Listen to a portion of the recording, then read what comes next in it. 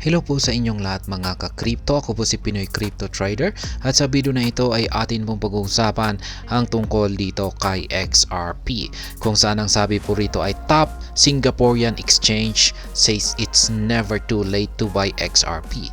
Yan, isa raw pong nangungunang exchange sa bansang Singapore ang nakapagsabi na hindi raw po huli. Yan, hindi pa tayo late para bumili ng XRP token. Kaya yan, bago po tayo magpatuloy ay nais ko lamang po munang bigyang linaw ang aking disclaimer kung saan ang nilalaman po ng video na ito ay hindi po ito isang financial advice. For education and information purposes lamang po ang layunin nito. Maliban po dito ay nais ko na rin pong magbigay babala na wala pong kahit anumang group chat ang Pinoy Crypto Trader. Kaya yan. Atin pong aalamin kung bakit nagawang sabihin ng isang top Singaporean exchange na it's never too late daw para bumili ng XRP token. Ayan, ayon po rito ay renowned Singapore-based crypto trading platform Bitrue has called on crypto market participants to consider XRP's current market price and potentially stock up before its price goes parabolic. Kaya yan, itong si Bitrue, yan, siya po ang Singapore-based na crypto exchange ang siyang naglabas sa pahayag na it's never too late na bumili ng XRP token at para mag-hold dito. Yan, mag-accumulate at i-hold ito bago raw po ito sumabog. Ayan. Taking to social media X, Bitrue, renowned for its enthusiastic support of XRP, stated there is always an opportunity to invest in XRP. It's never too late to buy XRP, the pro-XRP exchange proclaimed. Kaya, ayan, ito kasing si Bitrue ay matindi po yung kanyang suporta. Yan, pagbibigay suporta dito kay XRP. At karamihan po ng mga traders at saka investors dito kay Bitrue ay mga XRP enthusiast. Ayan, mga traders at saka holders ng XRP. Kaya, ayan, ayan po yung actual na sinabi mismo or inilabas mismo ng pro XRP exchange na si Bitrue. Yan, hindi pa raw huli para makapag-accumulate, bumili at mag-accumulate ng XRP token bago po ito sumabog. Ayan, it's never too late to buy. While Bitrue's post may suggest that individuals yet to awaken to XRP's potential could always have an opportunity to hop on the XRP market, it could also carry a pessimistic undertone. Crypto community agrees, says XRP will remain same in 10 years. Yan. Crypto community members reacting to the post emphasized the negative undertone. They argued that Bitrue's commentary is factual in that the price of XRP remains stagnant and unchanging. Ayan, may napareact po na ilang mga crypto community members dito sa inilabas na pahayag ng ni Bitrue. At ayon po sa kanila ay yan, wala raw pagbabago ang presyo ng XRP, magiging stagnant lamang daw po ito at hindi ito magbabago. Ayan. Sabi nga rito, ayan ay an on-chain investigator with X username Mr. Huber remarked, "That's true. It's never too late to buy XRP because you will always be able to buy it for healthy prices." Kaya yan po yung sinabi ni Mr. Huber. Ayan, siya ay sabi niya, totoo yan. Yan, hindi pa tayo huli na makabili ng XRP dahil ang presyo nito ay laging healthy price, nasa healthy price. Ibig po sabihin ay hindi po siya nagbabago.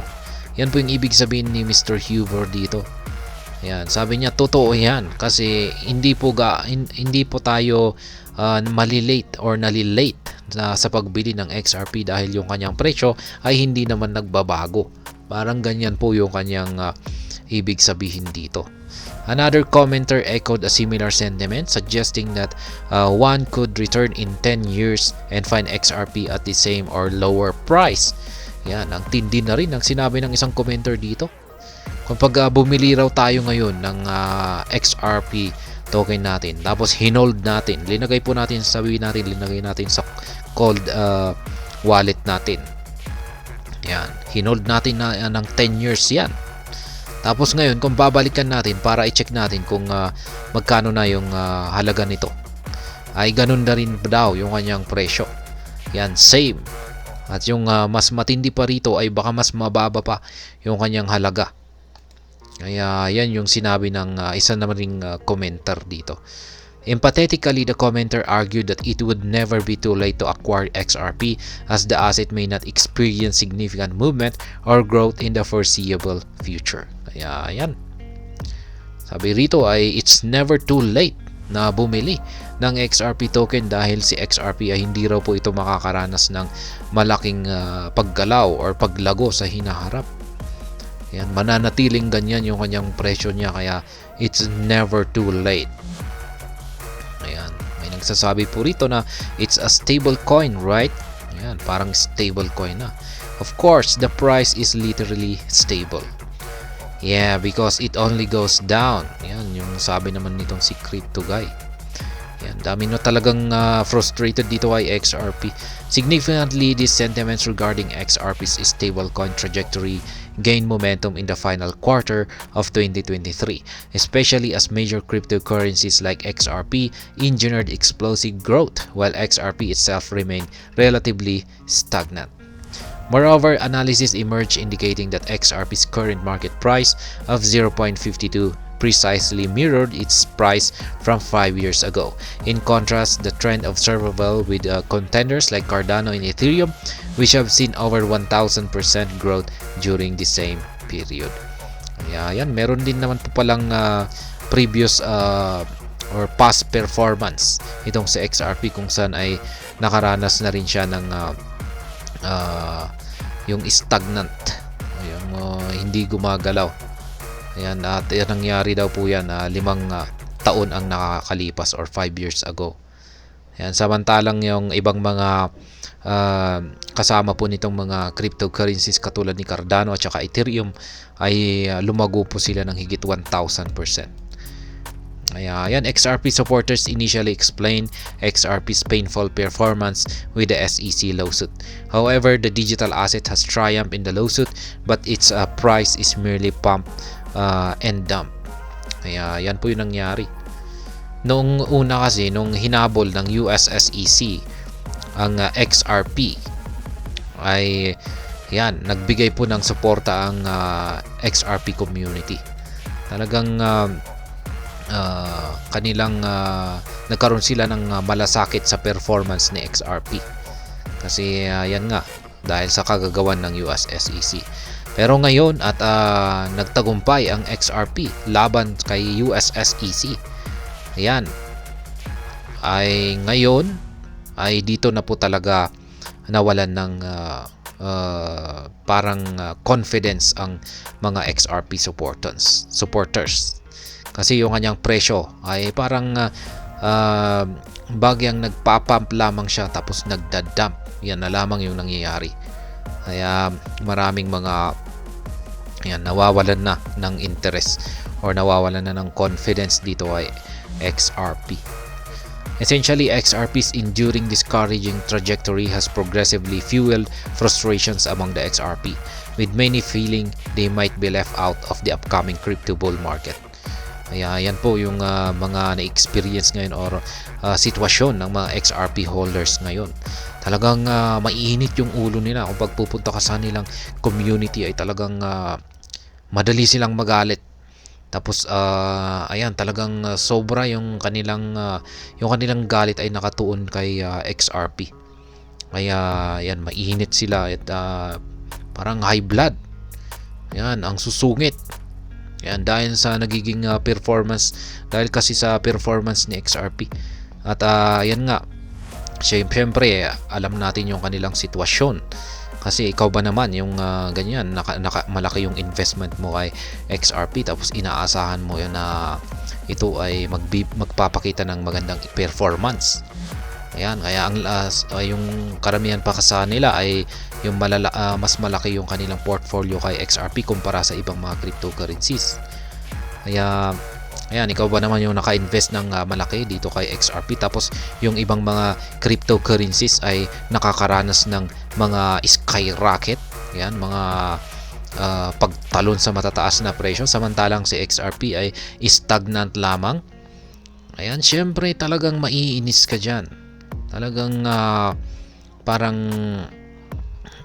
maha-high blood ka po dyan. Ayan, nagsisitaasan sina Cardano, sina Solana, ayan, at lahat pa ng mga ibang mga cryptocurrencies, mga altcoins dyan ay ayan, nagsisiliparan po sila, lumilipad po sila sa matataas na presyo, samantalang si XRP ay wala, gumagapang lamang ng diretso na yan, diretso lamang at parang walang nangyayari, parang dead ma lamang siya sa mga, maski sumapit yung bull run. Sabihin natin na nagkaroon na ng bull run, tapos yung mga ibang mga cryptocurrencies ay ayan, sumasabog sila na parang bulkan. Tapos si XRP, kung saan naka-invest ng malaki sa iyong portfolio, ay walang nangyayari, dead ma. Yan, syempre, ano yung feeling mo? Syempre, talagang iinit na rin yung ulo mo. Tapos yung ulo mo ang ayan, parang gustong sumabog. Kaya talagang yan po yung nangyayari ngayon sa community ng XRP. Parang feeling nila ay baka mapag-iiwanan po sila pagsapit ng bull run or bull market. Kaya ayan, kumikita yung ibang mga cryptocurrencies, samantalang sila dito kay XRP ay wala. Kaya ayan, hanggang dito na lamang po tayo sa video na ito. Sana po ay inyong nagustuhan ang aking paliwanag dito. Kung inyo po itong nagustuhan ay pakiclick lamang po ang like button nito. Para naman po sa mga bago lamang dito, kayo po ay aking inaanyayahan para mag-subscribe. Pakiclick na rin po ang bell icon nito dahil ito po ang siyang magsisilbing notification nito sa mga bago kong videos na akin pong ina-upload sa aking YouTube channel na ito. Marami pong salamat sa panonood, ingat po tayo lagi at God bless po sa ating lahat.